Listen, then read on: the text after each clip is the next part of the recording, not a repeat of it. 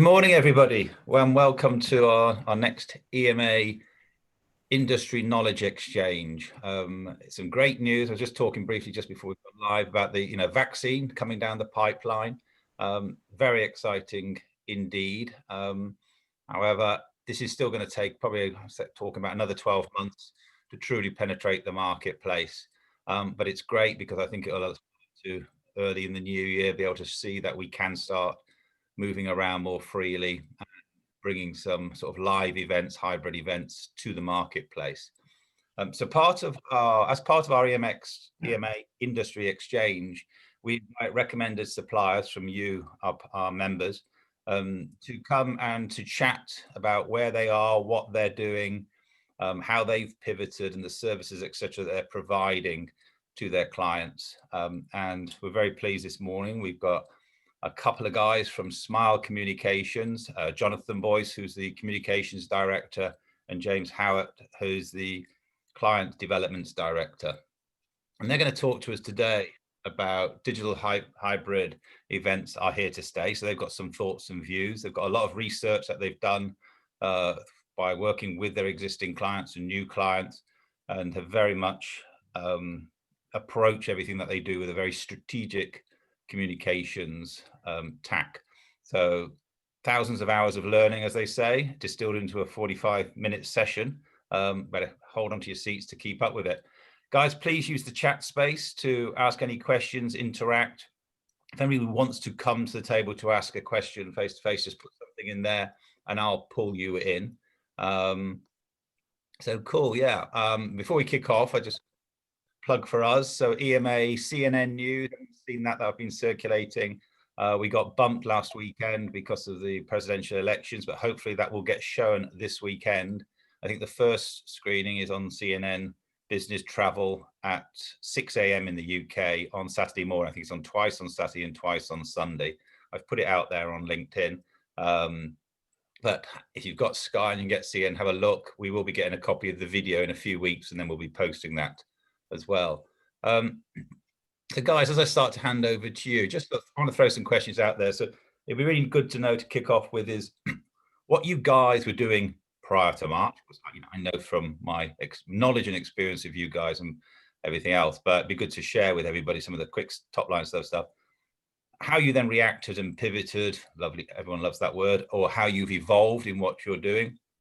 And primarily and most importantly, what were some of the challenges that clients were coming to you with, and how have you addressed those? And of course, what are the new challenges that you've got and that you're seeing? So guys, hand it over to you. Thanks very much. Perfect. Morning, everybody. Thanks so much for that introduction. So yeah, we're going to talk a little bit about sort of, I guess, how the landscape of events and experiences has evolved over the last 8 months. Obviously, using that word again, pivoting to virtual, potentially moving into hybrid, and maybe what a little bit of the future could look like as well. And certainly what we'll talk about is how we believe we should approach virtual and hybrid events to make sure that we're still engaging with our clients in the right way. Just a little intro on us. We are we call ourselves a creative agency, and now we're at the intersection of physical and digital experiences. We have a really rich history in physical and live. It's what we've been doing for 16 years. It's been at the heart of everything that we do. We've been lucky to create some amazing experiences, putting Stormzy on the Thames to launch EE, being at Davos with Facebook, and being at Mobile World Congress with the likes of Samsung. We do have a little bit of a broadcast background as well. So we'd already done some streaming and simple interactive digital events for some of our clients, but we've always had a focus on innovation. And 8 to 9 months ago, boy, did we have to innovate. And we're lucky that we do have some great clients. As you can see, we work with the likes of, I've mentioned Facebook, Red Bull, Samsung, EY, to name a few. And we had a great pipeline of events for 2020. And then 8 months ago, it all stopped. We saw event after event, as we all did, cancelled or postponed. And really our clients came to us looking for answers. They still had to communicate. Products still needed to be launched. Internal communication still needed to happen. Strategy needed to be delivered. And sales still needed to be made. And the question was, can we engage with an audience in a virtual way?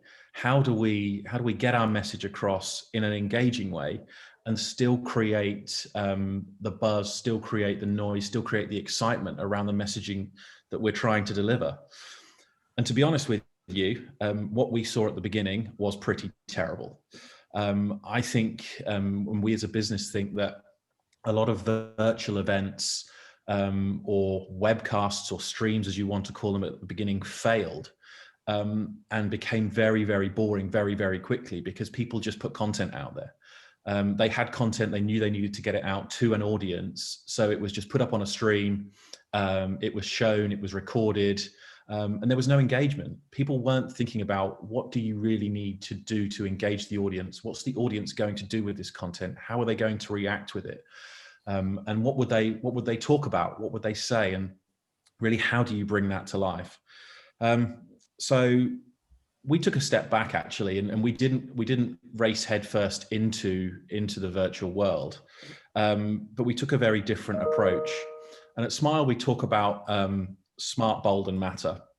And it's been our mantra within the business for a long time. But actually, when you apply that to the virtual world and potentially the hybrid world coming up, it actually makes a sort of an interesting way of approaching things. So rather than think about technology first, what we actually did was think about the audience. So like you would with a live experience, what does that audience need to get out of it? What do they need to know? How do we engage with the content? And what are they going to do with it? And then you can start to think about technology, because there is so much technology out there, as we'll sort of come on to talk about. There are platforms that you can pull off the shelf that do different things. You can build from the ground up, but actually key to all this is the audience. Wrapping creativity around that and then looking at the technology that you really need to drive the types of engagement to deliver to that audience. And then in terms of the bold piece, actually to do something really different and really compelling. And what we discovered was that actually virtual gives you an opportunity to do something very different to physical. And that's not a bad thing. We don't subscribe to, if you're building an expo, let's build an avatar and let's build that expo in a virtual world so it looks exactly the same as it was going to in the physical world. Why would you do that? You have the opportunity to do something completely different in a virtual space to change the perception of the people that are going to it. So that was the approach that we took. And we'll talk a little bit about Samsung as we sort of move through this, but we did a piece of work recently called Life Unstoppable. And Samsung go to IFA every year, which is a huge event for them. They spend a lot of money on Expo, on an experience there. And IFA was cancelled. So Samsung came to us and said, how do we launch these products? How do we tell our clients about these products? And we actually came up with a way, which was a world first, of building an experience for them using a gaming engine, which had never been done before. And again, we'll talk a little bit about it later on. But they were bold. They were really, really brave in saying, do you know what, we're going to embrace virtual. And the press and the noise that they created within their industry, not just about the products that they were launching, but about the event itself, has been phenomenal for them. And then finally, we talk about making it matter. And for us, that means measuring objectives and ultimately learning from them in the virtual world. So we know that we can continuously improve. And I think the stat that I read the other day was there has been something like 6 years of innovation in 6 months, which is pretty incredible. And you can imagine the pace at which things do become boring. Zoom meetings, Teams meetings, simple streams. So we have to continue to evolve, and to learn and evaluate those things is the only way that we can do that.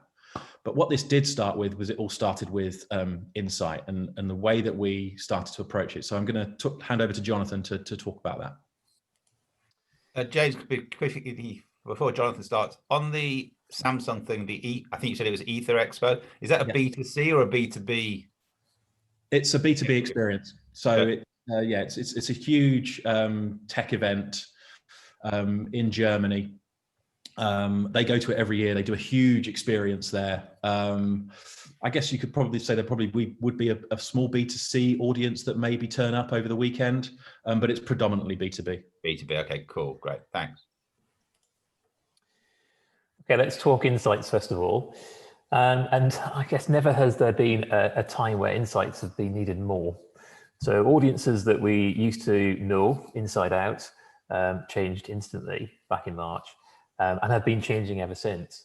So something we were encouraging all of our clients to do, even if they think they know the audience really, really well, is to ask some questions before we start on a project.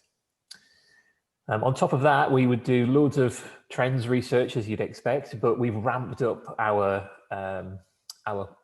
focus on trends, and we make this part of every project. So all of our strategy team and creative team are immersed in trends day in, day out now, more than ever before. And I'm just going to pull a couple of trends out from the set that we're looking at the moment, just to highlight the things that we're considering. Two trends on this life trends board that I want to pull out is one is for me, which is the fear of missing everything. And this is a set of people who feel like they've had their life put on hold. And what they want to do now is put everything on their to-do list and everything on their wish list and get through it as quickly as possible because they don't want to miss out anymore. In complete contrast to that, you've got the gloomsday preppers who are hunkering down and thinking, I don't know what's going to happen next. I'm going to plan for the worst. No, I'm not going to spend any money. I'm not going to go anywhere. I'm going to temper all of my activities. So you're dealing with real polarization in audiences. One thing which is, excuse me, quite common to all audiences is that we need to exaggerate what we do when we're communicating to them. So the trends that we see from a lifestyle perspective and the trends that we see from a communications perspective all funnel down and channel into this sort of need to dial things up to 11 to get through to them. So we'll mention thinking like a broadcaster a number of times in this presentation. And this is a really good example why we need to do that. Because if you're making a TV program, and when you think about the device that we're communicating with people through, it's a screen. You're making a TV program, you don't make it about mundane topics. You make it about things that have a story or create emotion or have jeopardy, joy, humor, fear. All of those things are included in TV programs. What can we include in our events to instill the same sort of desire to watch? So when you're thinking about the things, the ingredients that are going into events now, dial them up to 11 and make more impact than you would have ever done before. Exaggerate what you're doing. Let's talk a little bit now about why digital events are here to stay. We reference a survey which is conducted by IMI. It's called the Next Wave Survey, and check it out. It's free to access. It's updated every 4 weeks, and this has been particularly useful as governments have been changing their stance on social interaction, because it's mopping up the sentiments of 100,000 people from across 39 countries, and from a young age as well, from 13 years. And I've just pulled out a couple of interesting things that we should bear in mind here from this survey. One of them is the estimated end date. So this is not based on any particular scientific breakthrough. This is just based on what people feel will be the time when we can start to get back to more like normality or start to worry less about coronavirus. And this is currently the 14th of July, 2021. When the survey first started to be published, the range of results was quite significant. So you had a spread of, say, 6 months, but it's all starting to filter down now to 1 or 2 months. And the interesting thing about this end date is that every time the survey is published, it slips back. So in the last 4 weeks, the end date has slipped back by 8 weeks. Now that might change when we see the results come out again in December because of the news of the vaccine. But we have seen this consistently slip back, and it's true of every country around the world. As you can see from here, when the survey first started being done in March, there's been roughly a 12-month slip back in end date. The Canadians are bizarrely slightly more optimistic than the rest of us, but there's a consistency of midway through next year. This is a graph of happiness for people who love live events, because it shows how much pent-up demand there is to return to attending events, irrespective of what sort of event it is. So the different columns represent the surveys in June, September, and November. And as you can see, the net increase in sentiment to attend events has increased pretty consistently. There's been a slight softening to some of the desire to attend more recently, in fact, only in the last month, and it's due to the second wave. But we expect that to actually revert back to a continued climb now that the news of the vaccine is coming through.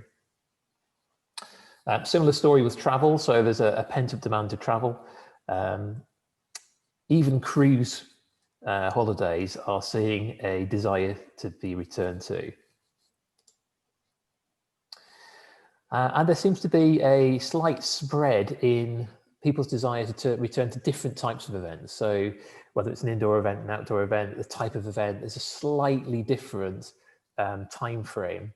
And again, it differs slightly from country to country. So it just reinforces the issue to get your timing absolutely right by conducting some research with your niche audience to make sure that that generalized date of July is not is actually correct for your audience. Jonathan, just jump in there. There's a quick comment by Robert. He was asking whether that was so all the data that's coming out from market research from, I think, is it ISM or IMS? IMA. IMA. So IMI, sorry. Yeah. Is all North American data, or is this global? It's global. Okay, cool. There are just a couple of metrics which are focusing on Canada and the States. US. Yeah. Okay, great, thanks. This is a really useful but simple chart, which is helping us give advice to clients around planning. So a lot of the questions we're being asked is, what should we do? When should we flip back to physical? Should we consider hybrid? And the advice that we're giving, given the research that we're seeing, is for national audiences, then consider digital or hybrid for events that are happening up until mid-2021. And then look at a hybrid solution. If it's a multinational audience, then we're saying deliver digital. We've got so many uncertainties around travel restrictions, and we're giving that advice to stay to digital for multinational all the way through to mid-2021, and then look at hybrid. But wherever hybrid is being recommended, we're also suggesting to create parachute points throughout that development time so that you can safely come back to a digital solution should things change, should we have a third wave, should government restrictions start to be imposed. And you can align those parachute points to key moments in your timeline, like venue cancellation terms or travel booking dates, so that you can make sure that costs are not incurred and you can safely parachute back to digital when you need to. A couple of things that we have seen coming through as positives about using digital. One is the amazing reach that you can achieve now. And the other is the access to brilliant speakers. So two significant positives. And I think in terms of reach, this is a really good example of it being epic. So this is Microsoft's Build event, which happens across 3 days in Seattle, or it used to. They did it actually in 48 hours on a digital platform in May. They absolutely smashed the attendee numbers, 6,000 to 230,000. And they also broke out of the US. So I expect to see quite a clever strategy here from Microsoft, in that they will be trying to retain those 230,000 in some form when they come back to a physical or hybrid event. And they were very clever in not charging for this digital experience, but I'm certain to see a return to a paying event when they come back to physical or hybrid, and to capture some of that additional revenue and that additional attendee number. And Jonathan, just to add a bit there, certainly something that's missing there is coming out of our membership, and we're discussing, benefits and negatives, is sustainability. On a number of levels. That one, the health of the global air and pollution, everything else. So there's the green effect, but also the executives not traveling the world. Their stress levels there. That's been positive. I think Amazon published a couple of weeks ago that they've saved $1 billion in corporate travel. Incredible. So yeah, so I think it's a lovely side effect. Yeah. Sorry. This is an event that James touched on, and I think we'll go into it in a little bit more detail later on. But the event for Samsung, where we switched from physical to digital, again, the attendee numbers increased dramatically. And we were able to do different things with it. So people could return to this event long after the physical event would have been over to experience it on their terms and to get more information. We also managed to deliver the event with a reduced spend. So another healthy byproduct. Now, some of the digital challenges that people are reporting, networking has been one of the big challenges, and creating engagement with sessions and differentiation. So they're things that we're focusing on when we're coming up with solutions. And a couple of comments from peers in the industry about what to look out for and how to make the most of digital. A couple from Google here. Avoid the temptation to just pick up something physical and make it digital. It won't work in the way that you want it to. Again, Samsung, a great example. It's digital from the ground up. Production values have got to be high. Content is absolutely key when it comes to digital. There's nowhere else to go. We can't wow people with beautiful locations and fantastic catering and exceptional entertainment that they can experience face to face. So we've got to make content absolutely amazing. When the digital platforms started to be explored by a lot of our clients, there was an assumption that it could be done internally. And from our experience working with lots of digital platforms now, we realize that actually you need expertise from companies like Smyle to make those digital platforms work properly. They're not easy to work with, and they take adaptation to really help your content sing. And the other thing to note is that digital doesn't necessarily mean less time to prepare. Our timelines are equally long in duration and sometimes longer, and they look different. There's different sorts of sign-off procedures and different development processes. So just in summary, the strategic considerations from our perspective, we see physical being something that people will not want to do, probably until July 2021. If we do it, we're going to have to think very carefully about biosecurity. Digital events are very exciting, but you've got to get content right. The campaign is crucial as well if you're trying to drive attendance and trying to create some anticipation that this won't be just like another webinar. And content is key too. Biosecurity, when we start to return to hybrid, got to start to work that into our planning and our budgets. And the flexibility to create those parachute points will help give confidence in planning in 2021 to actually get started on projects, knowing you're going to be able to deliver something credible, whether it's going to be the hybrid, your original plan, or whether you're going to have to parachute back into a digital only solution.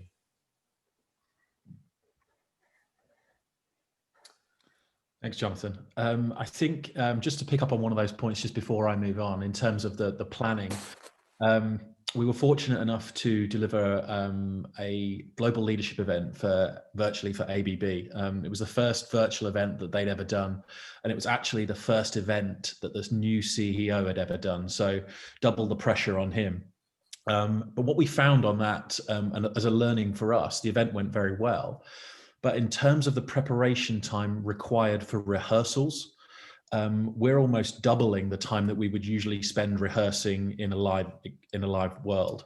because it's so different presenting virtually, and because of the communication that's required from virtual producers, virtual show callers, a team that is based virtually from a client side perspective, and then maybe even into a studio as well. So I just wanted to pick up on that point as well. It's been a really interesting journey for us learning that as we've gone along.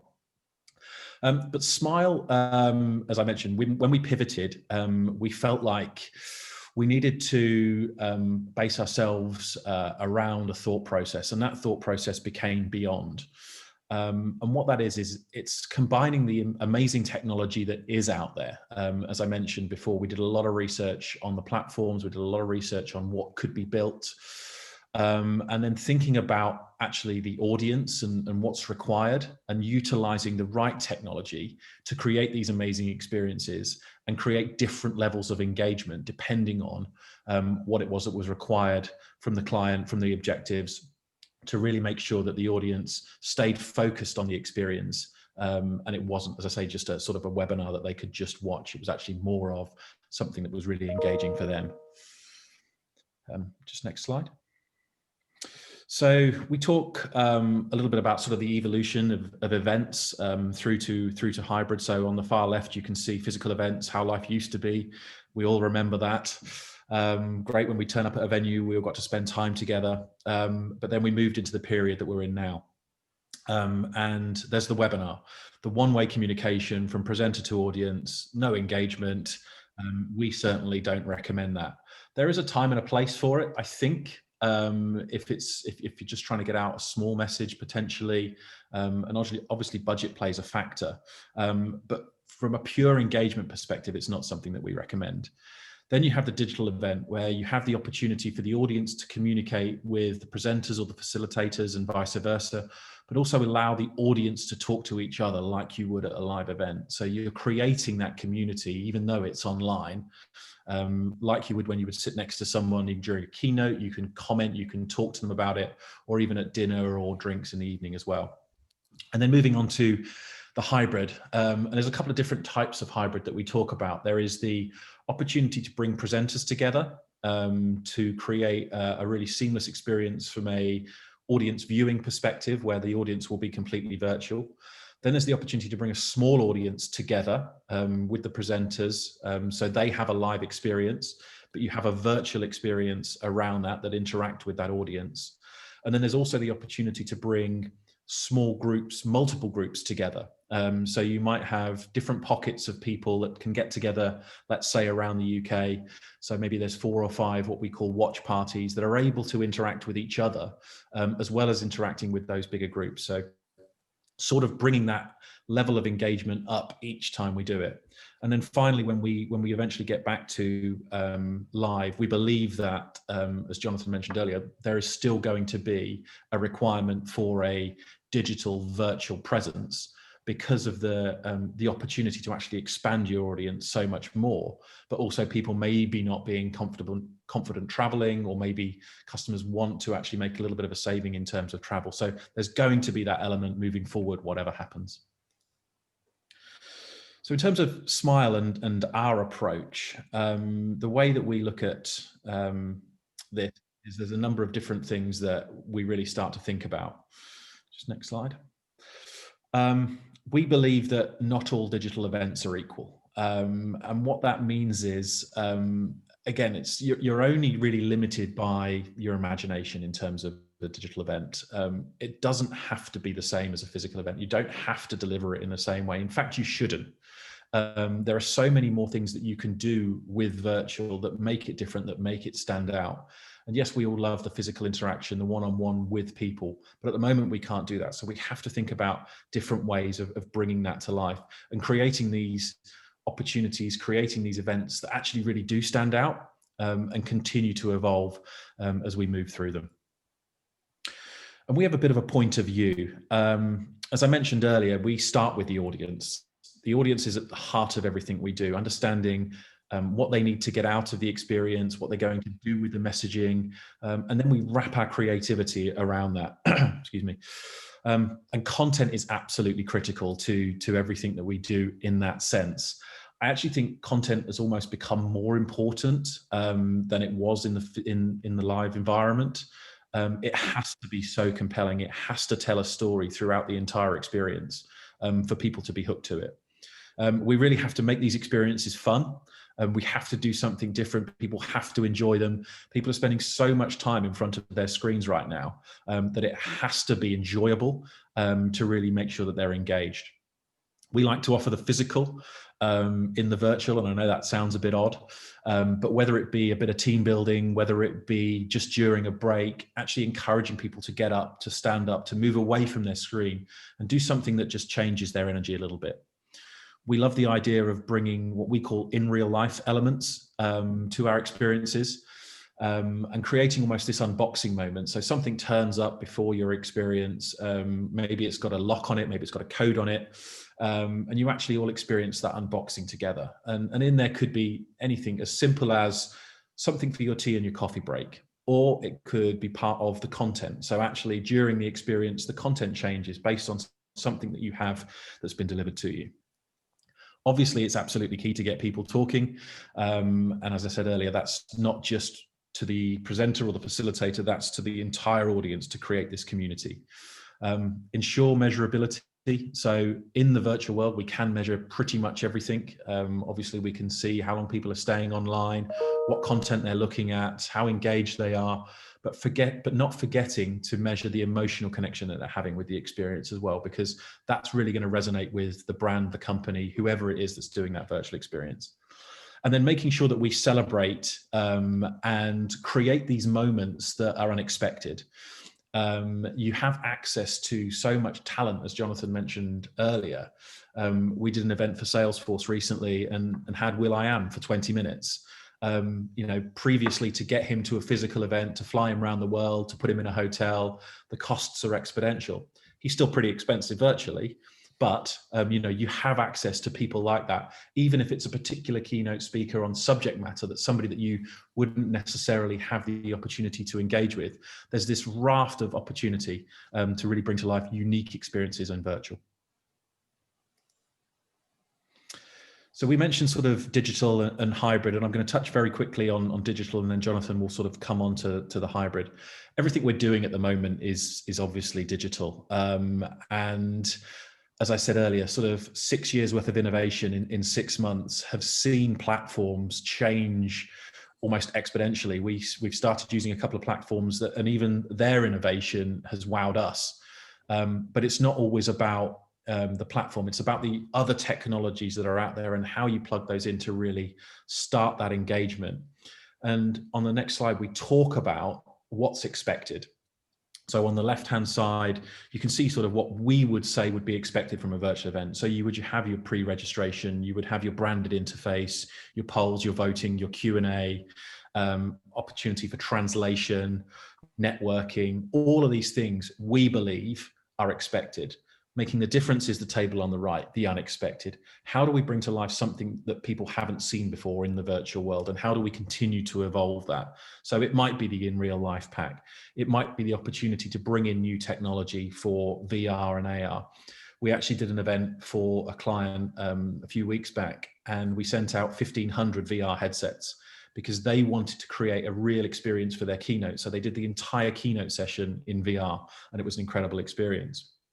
Using gaming engines, using new types of technology that haven't been brought to virtual experiences before, or even events before, to really make a difference. Bringing in gamification, bringing in apps, and using your other devices around to really produce different levels of content. So use your tablet, use your phone while you're engaging with the screen, actually really does change the dynamic of the experience. Next slide.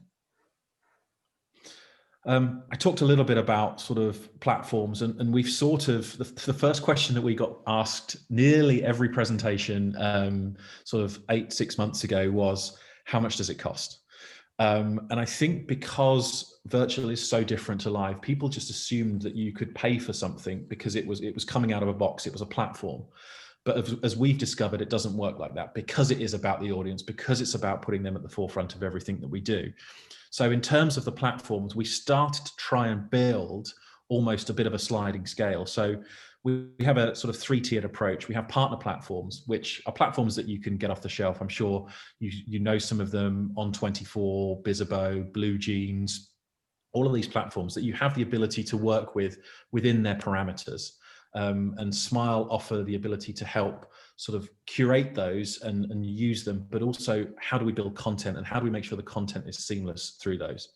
Then you have what we call the Smyle DXP, which is our digital experience platform, which is where we essentially build a hub from the ground up and then put technology stacks into it. So you have a bespoke experience that people land on. They can move around in a particular way depending on how we want them to navigate.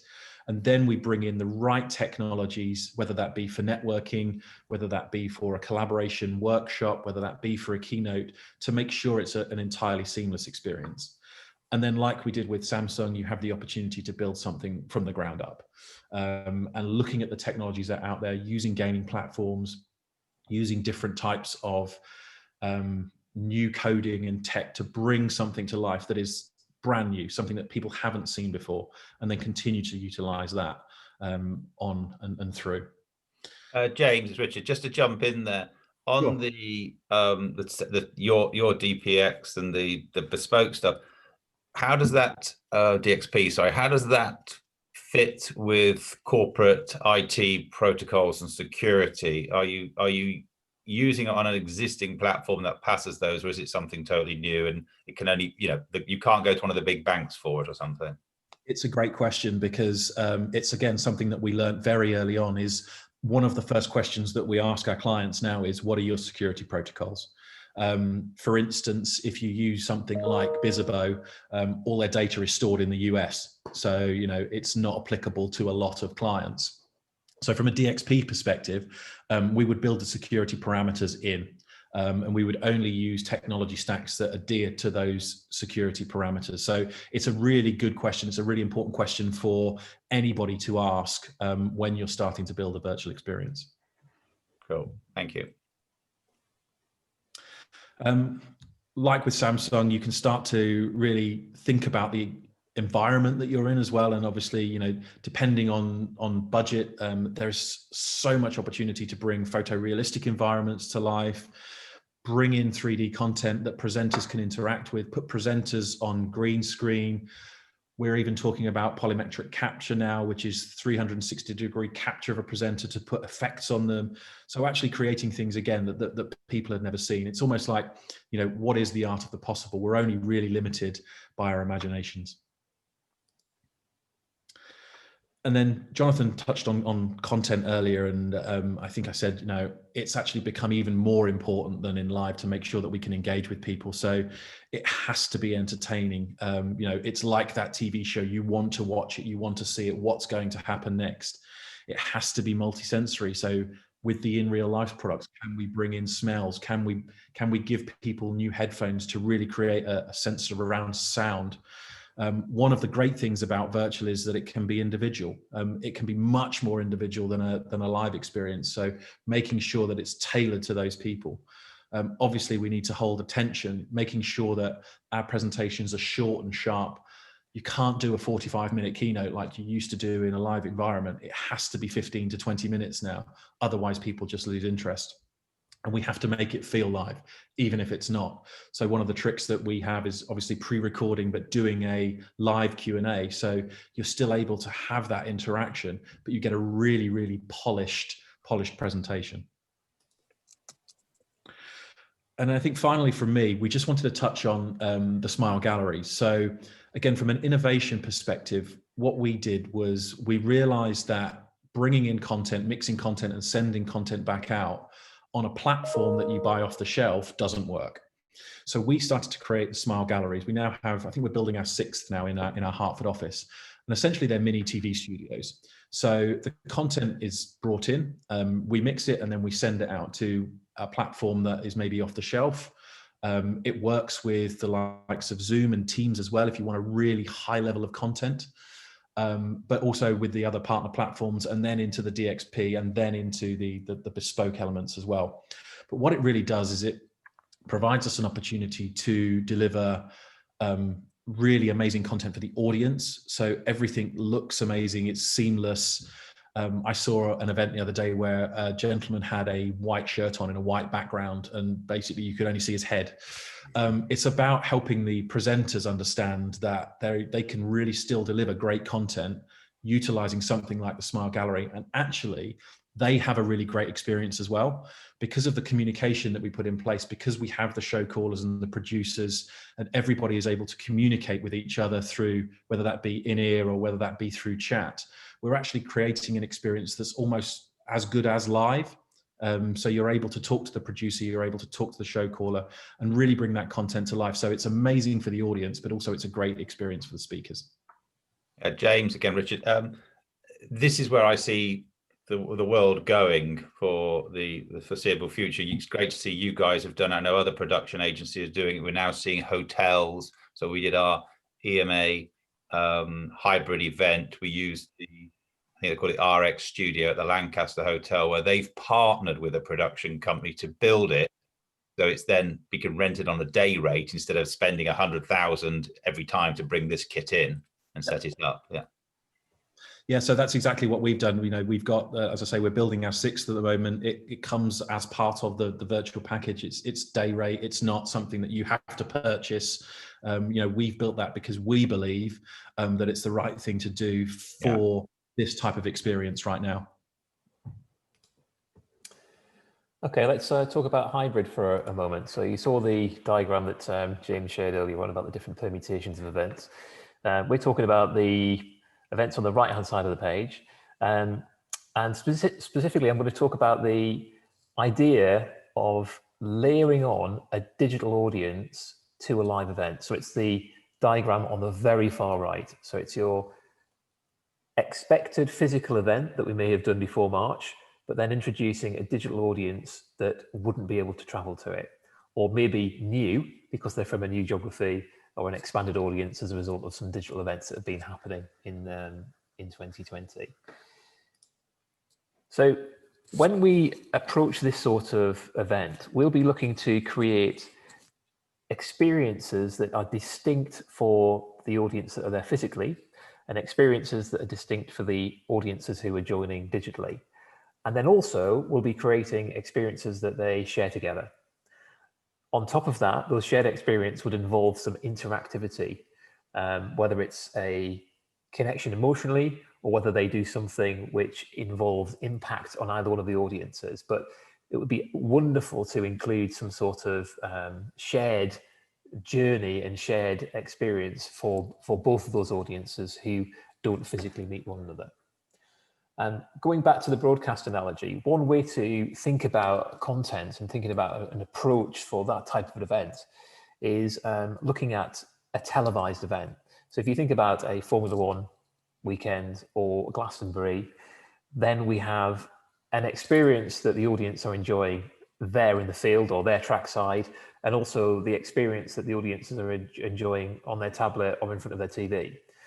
And in some cases, the broadcaster is already working in a level of interactivity in the form of the red button or something similar, but we would be layering on much greater interactivity for the audience at home. And when you think about that sort of approach, you can start to picture what an event might be like. How can you bring the experience to the digital audience? Do you have representatives? Do you have people who can speak on behalf of the audience? Do you have experts who can bring that experience to them and ship them to where the experience is happening in the event and give commentary and ask questions on their behalf? And we think this is a really good approach to bringing that physical experience into the living room by doing a Formula One or a Glastonbury style couch and that sort of interaction with presenters. One thing to end on before we look at questions, because I know we're right on time, is a campaign for physical events, for hybrid events, should I say. Because the campaign looks slightly different to a standard physical event or a standard digital event, in that there is a point in the campaign where we have a fork in the road. So when you're planning a campaign, you can have a campaign which is common to both the physical and the digital audience, but there needs to be a moment where they choose which route they go down. Are they going to go for the physical experience, or are they going to go for the digital experience? At that moment, the campaign and how we talk to the audience needs to be separated, because we want to create a really unique journey for each of them, which continues into the event. And then after the event, we could bring that separated audience back together again to enjoy content on demand or continue dialogue. But it's a really good thing to think about from the offset, about making sure that the campaign is really tailored, because we don't want to cannibalize the physical audience if possible. The idea would be ideally to try and get as many people there physically as we possibly can, but we need to make the digital audience feel as well looked after as a physical one. Yeah, and I think just to add to that, the success of hybrid, I think, is going to actually be, how can that virtual audience interact with the live audience, and making sure that they have a great experience, as Jonathan says. You don't want to be, a virtual event shouldn't be a live audience with a virtual audience watching what the live audience are doing. You know, there has to be a level of engagement that they're able to participate and actually really get something out of it as well. And I think we're pretty much bang on time for questions. Well, I'm going to jump in, guys. That was absolutely brilliant.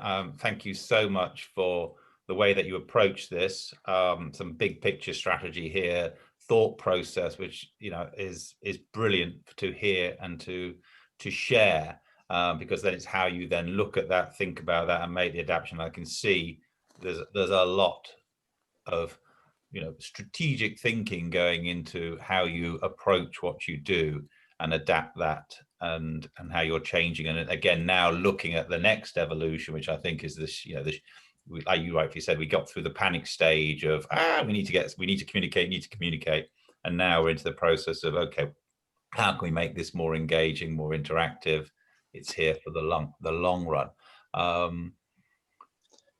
So I'm looking across, guys. If anybody wants to come in with a question, then please do. I'm interested in if there's any sort of deeper dive into the, you know, some of the tools you can use to engage the audience that you say you bolt on to the platform. Yeah, I think one of the, just having a quick look through the questions, one of the things I wanted to address as well was budget. Obviously, we talk particularly about the bigger picture and the bigger events that we do with the likes of Samsung, and we totally understand that people aren't going to have those budgets, which is why we've started to think about that sliding scale and what it can look like.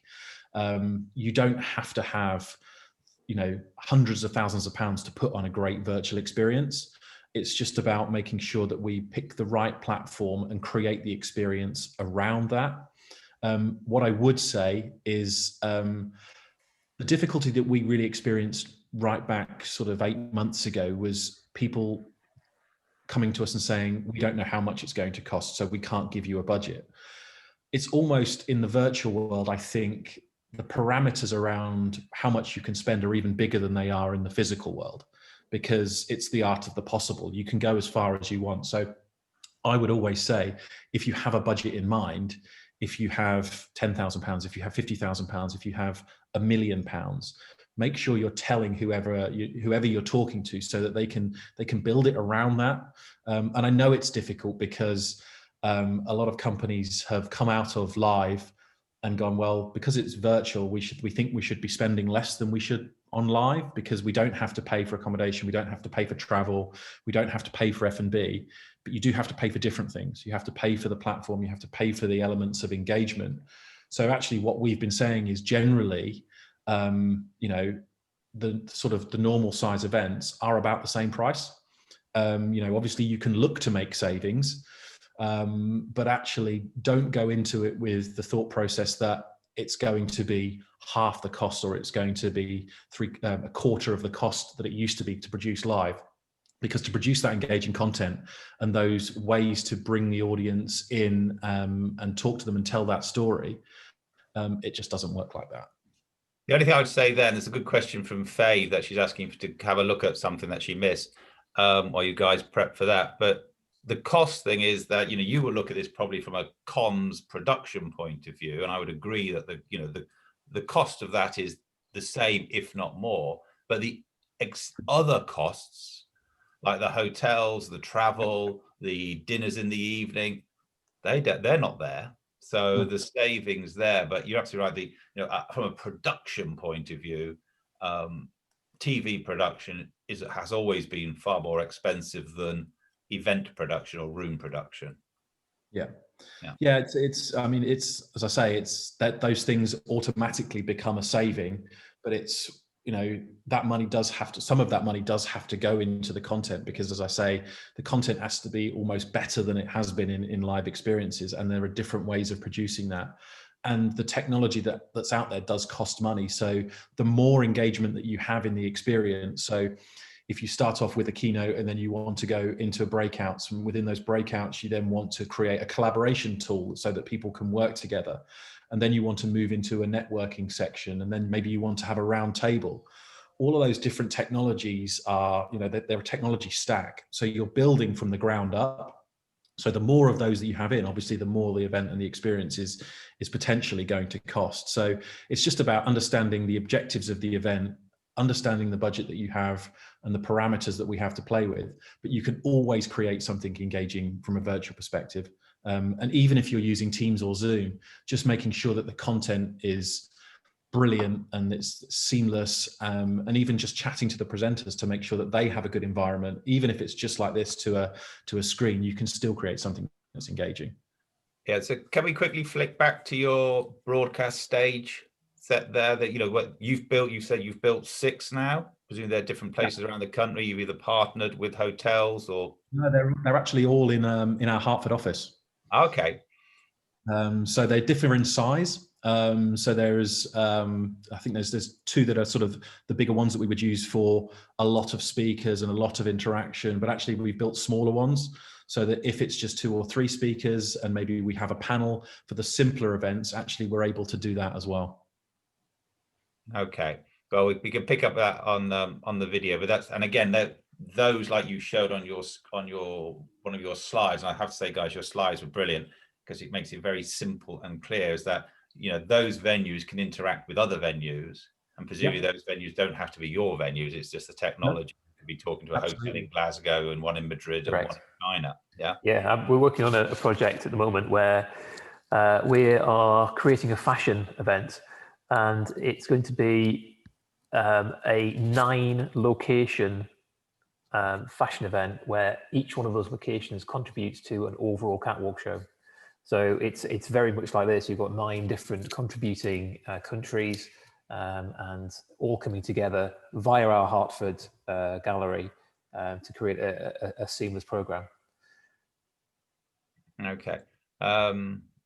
There's one there about virtual event platforms where you've seen that work well with attendees. So again, I think one of the challenges, you talked about it on this slide that you showed, challenges. The top ones are engagement and networking. Thoughts of how you approach that, particularly around the networking, because a number of our members either sponsor events or use events you have sponsors at their events. How can they help them or make sure that they're getting that networking engagement opportunity with the audience? From our perspective, one of the first tools that we spoke about, several months ago in terms of networking was when you're invited to a virtual experience, actually doing a little bit of profiling at the beginning. So a little bit of a questionnaire, it could be 3 questions. And then actually throughout the experience, maybe there's a 10-minute networking break, and you're actually put into a room with people that have like-minded experiences of you, but you've never met before. And you're encouraged to talk and you're encouraged to chat like you would at a live experience. When you're stood at the bar or you're stood in the lunch queue, you're next to somebody that you've never met before. And you can either leave that conversation completely open, or if there's an element of the experience that we want to try and drive a particular conversation, we can ask a question and ask them to debate it. That's the simplest form. Then you can start to get into, on the bigger experiences, actually creating rooms for people to go into and explore, and maybe there's some content in there that again drives conversation.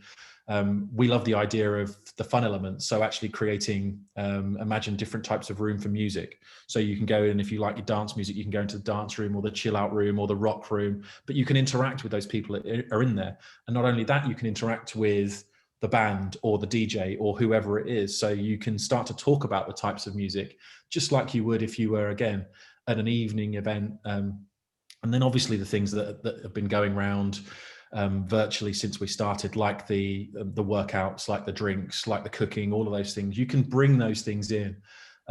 We think that now we're trying to evolve that now, because that's sort of been a little bit done. So that's the way that we're thinking at the moment, is what's the next thing along from some of those things that I've just talked about. Yeah, personally, I mean, I'm just talking personally, is that I'm not coming to online events and stuff like that to look at how to cook, how to drink wine, how to, I can do that pretty well. You know, those sort of things. They're great for networking and everything else, but I'm coming for content, and I'm coming for this. And I like what you said right at the beginning, is the breakout sessions. And I've been on a couple of things where you then, right, we're going to have a breakout for 20 minutes, go to your you know which room you're in, you're basically taken there automatically. And that room is now going to talk about maybe a couple of things that came up, a deeper dive, and it's curated content, but it's engagement. And now I'm engaged with a smaller group of 10, and that gives the sponsor or the partner the opportunity to network with that small group. And of course, they then move around the 10 rooms you've got over the period of the conference. 100%. And then I think you can bring in, so when you're in that small room as well, looking at different collaboration tools. So let's say you go into that room and you set that room a challenge around sustainability. And actually you can see your content come to life on, let's say, a digital whiteboard, where you can see other people's content come to life. So you're almost creating this piece as a group of people as well. So you're engaged with them, and then that can be used as a talking point in the next session, or content that goes back into the business as well. So ways to collaborate, I think, are really interesting too. Okay, guys, I'm going to wrap it and say thank you very, very much indeed. You've made me smile. There you go, little fun point. I hope everyone's got a smile on their face. They've really got some useful tips and ideas and information. As we said, we've recorded the event. We will be posting this later today. We'll be including some key takeaways and thoughts from both James and Jonathan on the session, and sharing their contact details with you. Thank you very much indeed, guys. Good luck with everything and how business is changing and pivoting, and give Rick my support and congratulations to everything he's doing behind the one voice, one voice, one industry, one voice. One voice. We're all behind it. God, there you go. Shoot me. Cheers, guys. Thank you very much. Have a great day. Bye. Bye.